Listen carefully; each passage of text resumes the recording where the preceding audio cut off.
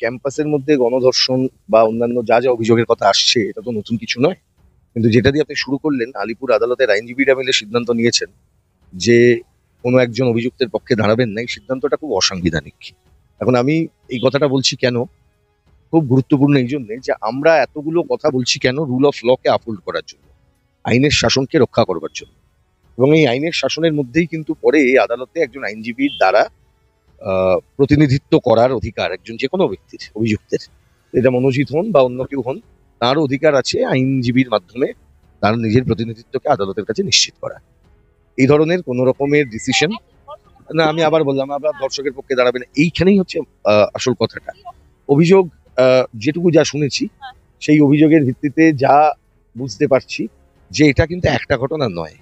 আজকে সাউথ ক্যালকাটা ল কলেজের বা অন্যান্য জায়গাতে রাজ্যের এই যে অভিযোগগুলো আমরা পাচ্ছি, এটা কিন্তু প্রতিদিনের ঘটনা।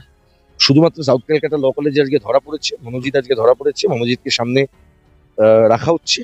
কিন্তু যে লোকগুলি মনোজিৎকে ওই সময় ওই ক্যাম্পাসে প্রবেশ করার অধিকার দিলেন, যে লোকগুলি মনোজিৎকে নিয়োগ করলেন, ওখানকার কি বলছে নাকি গ্রুপ ডি স্টাফ, নমস্কার, গ্রুপ ডি স্টাফ হিসেবে যেখানে নিয়োগ করলেন, বা এই ধরনের যারা বলছেন, এটা তো রিপিটেড অপরাধের কথা বলা হচ্ছে, সংগঠিত অপরাধের কথা বলা হচ্ছে।